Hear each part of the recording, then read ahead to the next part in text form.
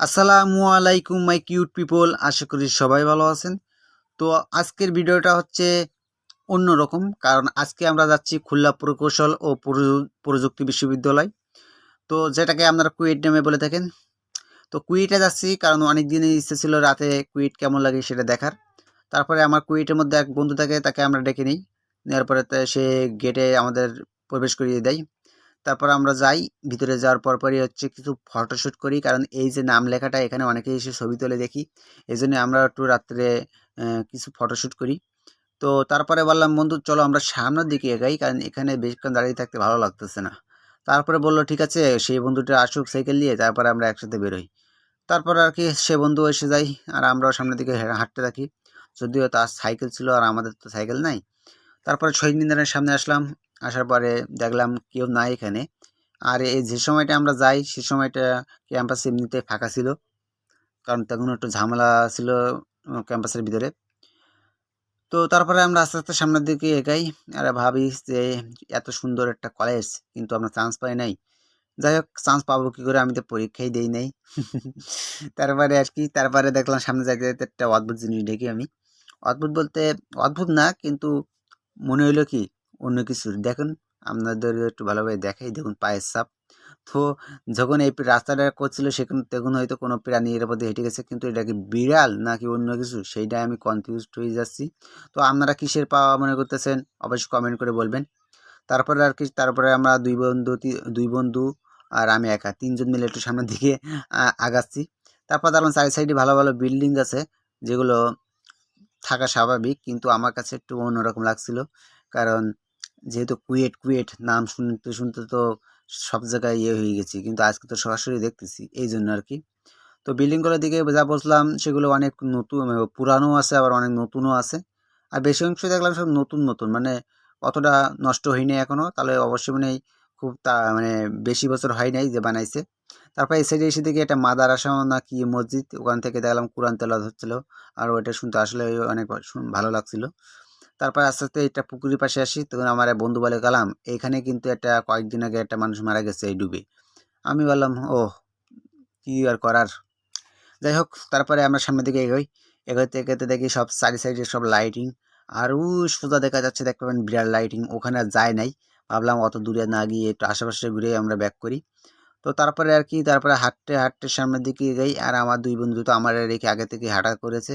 তারা বলে কারণ তুমি ব্লগ বানাতে থাকো আর আমরা সামনের দিকে চলে যেতে থাকি, তোমার দ্বারা হবে না আমাদের সাথে, বুঝছো।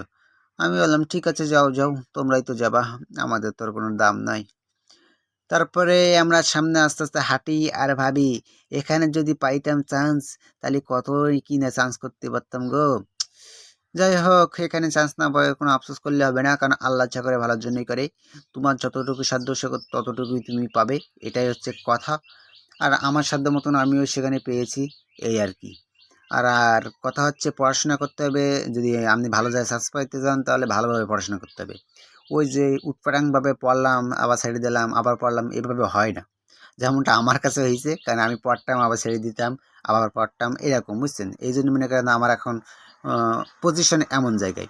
তো যাই হোক, সমস্যা না, আল্লাহ যেটা করে ভালোর জন্যই করে। তারপরে আমার বন্ধুরা তো হাঁটতে হাঁটতে একদম পুরো হতাশ হয়ে গেছে, তারপরে ওরা বসে পড়লো। আর আমি একটু দাঁড়িয়ে দাঁড়িয়ে ফটোশ্যুট করতেছি। তারপর দেখলাম কিছু শ্রমিক যাচ্ছে, যারা এখানে এমনি কাজ করে, তারা দেখলাম কিছু জিনিসপত্র নিয়ে যাচ্ছিল।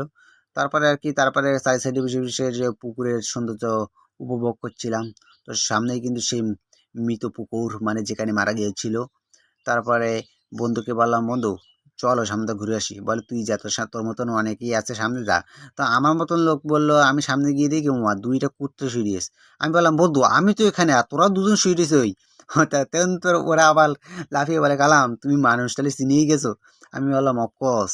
তো যাই হোক, তারপরে কি, তারপরে আমাদের অনেক সময় হয়ে যায়, মানে রাত হয়ে যায়। তারপরে ভাবলাম আমরা ম্যাচে ব্যাক করি, কারণ আমাদের আবার ম্যাচে 10:30টার পরে অফ হয়ে যায়।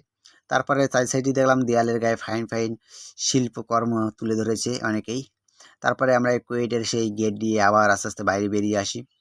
তো বাইরে বেরোনোর পরে মনে করেন আমাদের ইচ্ছা হয় কিছু খাইতে, কিন্তু বন্ধুরা বলে আমাদের পকেটে টাকা নাই, তুই যদি দিস তাহলে আমরা খাইতে পারি। আমি বললাম তাহলে নেই, আমরা একটু গল্প করেই চলে যাই, কারণ আমার পকেটও ফাঁকা বন্ধু। তারপরে চারি সাইডে দেখতেই পাচ্ছেন কত সুন্দর সুন্দর ভিউ।